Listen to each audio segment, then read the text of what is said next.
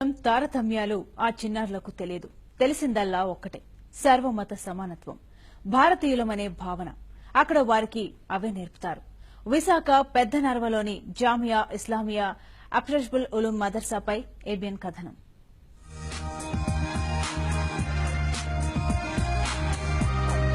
విశాఖ పెదనర్వలో ఉన్న జామియా ఇస్లామియా అష్రఫుల్ ఉలూం మదర్సా ఇది. సాధారణంగా మదర్సా అంటే ముస్లిం విద్యార్థులకు మాత్రమే, అది ఉర్దూ మీడియంలో మాత్రమే చదువు చెబుతారు. కానీ ఇక్కడ మాత్రం అన్ని మతాల విద్యార్థులు చదువుకుంటున్నారు. అధ్యాపకులు సైతం విభిన్న మతాలకు చెందిన వారున్నారు. సర్వమత సమానత్వం చాటి చెప్పడం ఈ మదర్సా ప్రత్యేకత.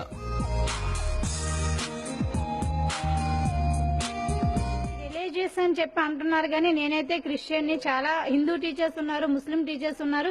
ఇక్కడ సెక్యులర్ ఎడ్యుకేషన్ అనేది జరుగుతుంది. అందరం కూడా పిల్లల్ని డెవలప్ చేయడం కోసం మారల్ వాల్యూస్ ఎలా ఉండాలి, ఎలా నడుచుకోవాలి, టైలరింగ్ తో సహా మొత్తం పిల్లలకి పిన్ పాయింటెడ్ గా ఇక్కడ అన్ని కూడా చెప్పడం జరుగుతుంది. పేద మధ్యతరగతి పిల్లలకు విలువలతో కూడిన విద్య అందించాలనే ఉద్దేశంతో 18 ఏళ్ల క్రితం మాజీ ఎమ్మెల్యే రెహమాన్ తో పాటు మరికొందరు ముస్లిం పెద్దలు ఒక ట్రస్ట్ గా ఏర్పడి ఈ మదర్సాను ఏర్పాటు చేశారు.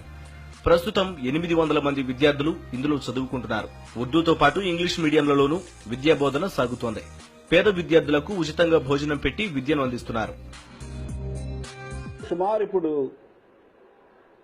800 నుంచి 900 మంది విద్యార్థులు ఇక్కడ ఉన్నారు. ఒక side Urdu school, Urdu medium, అక్కడ పేద పిల్లలు ఈ జిల్లాకి కానీ ఈ రాష్ట్రంలో నలుమూల నుంచి వచ్చిన వాళ్ళు కూడా పేద పిల్లలు ఉన్నారు. మత ప్రసక్తి లేకుండా అందరూ కూడా కలిసికట్టుగా ఇక్కడ విద్యాబోధన చేసుకుంటున్నారు. నిరుపేద కుటుంబాలకు చెందిన అమ్మాయిలకు ఉచితంగా చదువు చెబుతున్నారు. చదువుతో పాటు కుట్లు, అల్లికలు, పెయింటింగ్ కూడా నేర్పుతున్నారు. లైబ్రరీ, ఆధునిక వసతులతో కంప్యూటర్ ల్యాబ్ ఉన్నాయి. కార్పొరేట్ విద్యా సంస్థకు తీసిపోని స్థాయిలో అష్రఫుల్ ఉలూం మదర్సా ప్రజల మన్ననలు అందుకుంటోంది.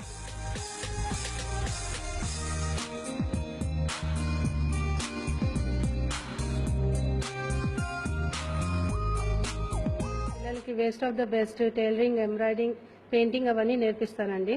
4వ తరగతి నుంచి 10వ తరగతి వరకు నేర్పిస్తామండి.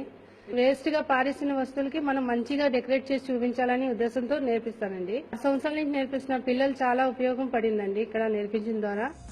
ట్రస్ట్ ద్వారానే ఉపాధ్యాయులకు జీతాలు అందుతున్నాయి. ప్రభుత్వ సహకారం ఉంటే మరింతగా అభివృద్ధి జరుగుతుందని మదర్సా నిర్వాహకులు చెబుతున్నారు.